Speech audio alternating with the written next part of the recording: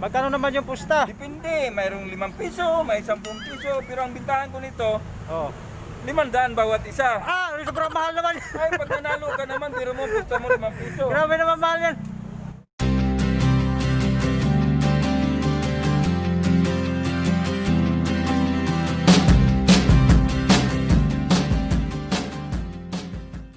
Alright mga kadidong, mga kadidang, welcome to my YouTube channel, Christopher Gonzalez.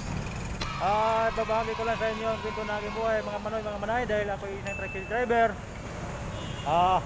Ganito na yung itsura ng pila namin dito, sobrang puno na. Dahil sa sobrang hina ng biyahe. Yan. Alright mga kadidong, mga kadidang, ibabahagi ko lang sa inyo yung video na to na ganito na yung itsura ng aming biyahe dito. Oh, Yan na, punong-puno na. Wala nang mapaglagyan. Ano yan? Baka gusto nilang bumili ng bangka. Bangka? Oo. Ano naman klaseng bangka? Panglaro namin doon sa kung gusto nila. Ano naman yan? Pustahan o? Pustahan. Magkano naman yung pusta? Depende, mayroong 5 piso, may 10 piso, pero ang bintahan ko nito, Oh. 500 bawat isa. Ah, sobrang mahal naman. Ay, pag nanalo ka naman, pero mo, pusta mo 5 piso. Grabe naman mahal yan. Magkano yung bangka mo? 500 bawat isa. Ganyan kalaki lang, 500 na. Oo. Ano ba Ang naman? hirap naman hanapin mo yung ganitong kulay. Maghanap ka ba? Ano ba yung panalo ba talaga tayo dyan? Mananalo, Kung bibiliin mananalo ko kayo ng- nito. Eh paano naman ako makakabiling ganyan na halaga 500 eh, ganitong sitwasyon natin sa biyahe? At saka na, ipunin mo muna yung pira mo. Pag bumabot na ng 500, pwede ka nang bumili. Mag-ipon muna ako 500. Halika muna, interview pa kita eh. Halika.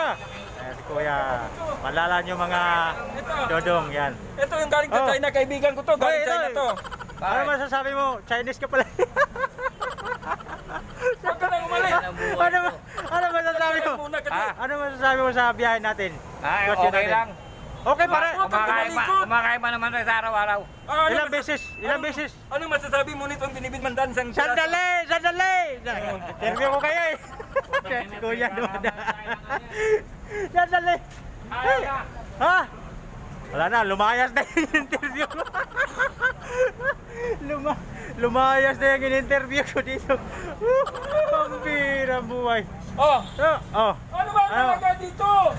Uy. Na-interview niya kung paano manalo sa bangka. Ano? Halika. Oh. Ilang beses ka ba kumain sa buong maghapon? 5 lang. 5 beses? Oo. Pambira. Kalo ba sa'yo mayaman ah? Mayaman, kontrolado sa pagkain. Pizza sa alas 4. Oo. Pizza sa alas 9. Oo. Sa alas 12. Oo. Alas 3. Alas Alas 3. 9 naman ng gabi, di 5. Kain pa. Kain yun. Paano yung kita natin pag ganito eh, 5 beses tayo kumain? Okay lang naman. Okay lang. Okay lang.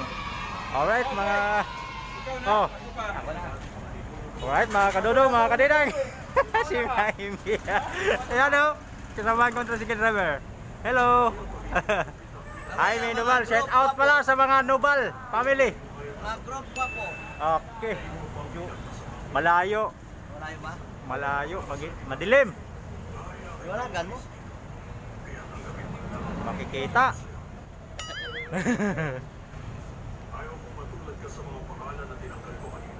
Yan, okay. Tawa ng Diyos mga kadodong ay umuusad na rin kami oh, maluwag na kanina punong-puno na. Alright, ito yung may kasama namin oh. Kaya ano nangyari sa iyo? Ano nangyari? Ano nangyari sa iyo diyan ba? Napakalungkot mo naman tingnan. Nantok na eh. Nanto ka?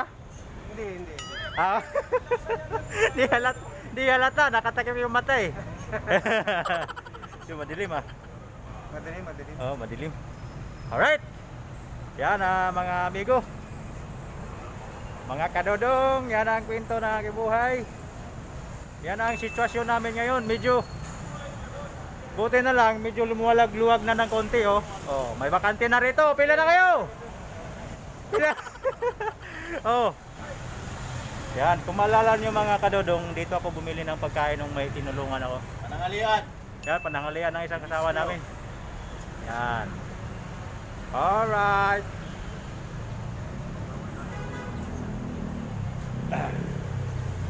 Yan, nais ko lang itong video na ibabahagi na itong video na to kasi yung mga nasa probinsya na gusto nang babalik dito sa Maynila, kung tricycle driver kayo, masasabi ko wag muna dahil napakahina ng biyahe talaga ng tricycle ngayon.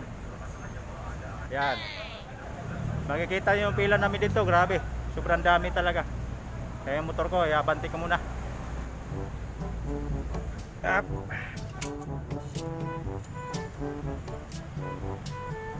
Alright, tulak, hinto.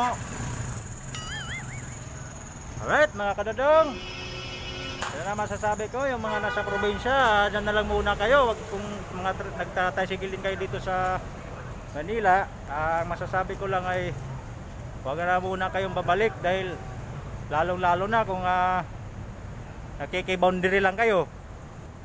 Tapos pagdating dito, ganito yung sitwasyon. Di ba kuya? Ha? Baboundary kayo, magreklamo pa kayo. Oo, yan sabi ni kuya. O, di ba kuya, pag yung mga nasa probinsya tapos gustong babalik dito sa Manila para mag-tricycle driver din, mahirap, di ba? Huwag na kayo Sa bumalik sitwasyon. dito. Ay kuya, Tanim na lang kayo ng sibuyas dyan, mas mabuti pa.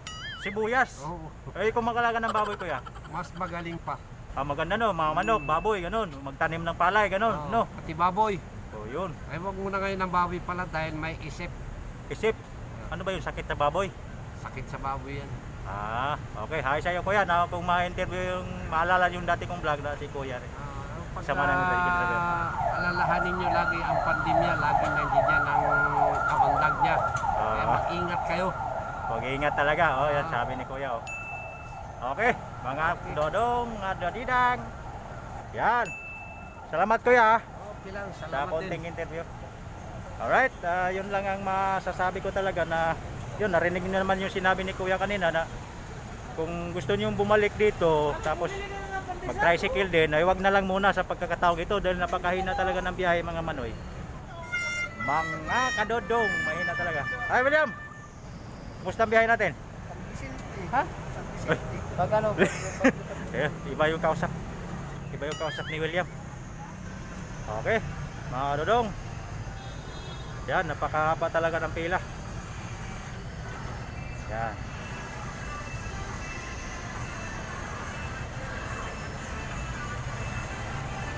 Alright. Sinong Erneng? Hello. Yan, mga Recto family. Tsaka yung libangan lang namin dito guys, pag mahina talaga ang biyahe, mayroon naman kami dito TV. Yan. Libangan lang. Okay. Alright mga kadodong, mga kadidang. Yan ang may babahagi ko sa inyong video ngayon. Dahil sobrang hina talaga ng biyahe. Yan, medyo maluwag na. Kanina punong-puno. Ngayon medyo nabawasan na. Kasi hindi pa naman nagpagdatingan yung mga kasama namin. Pero pag nagkasabay-sabay pagdating mga dodong, ay talagang puno. At wala nang paglagyan nga yung iba, umaapaw na nga sila. Yan, doon, dulo na yan. Doon, mula doon sa pinaglaklakaran ko hanggang dito, yung bungad. Yan. Oh, may pasayro na, ano dong. Yan. Alis na. Alis na yung isa naming kasama. At ako na yung bungad. Yun, medyo lumuluwag na konti. Sakay ka boss? Ayan, pasayro natin mga dodong. Saan tayo? Number 7 Maginawa. Okay, shout out sa'yo. Alright mga dodong, kay pasayro na tayo. At tayo'y bibiyahe na. Okay. 2 minutes later. Alright mga kadodong, galing ako sa pila, may hatid ako na pasahero.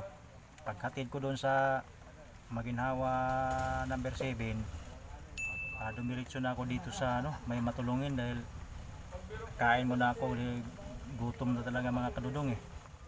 Kaya yung ulam ko ito lang. Ulam ko ay paksyo na tulingan Yan. Tapos yung nga tulingan lang dyan mga kadudong. At yung kanin ko, yan, kalahati na lang natira kasi kanina yung kalahati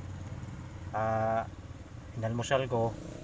Ito naman kalahati pananghalian kasama na merienda mga kadudong, kasi yung oras natin ngayon ay alas 3 na ng hapon.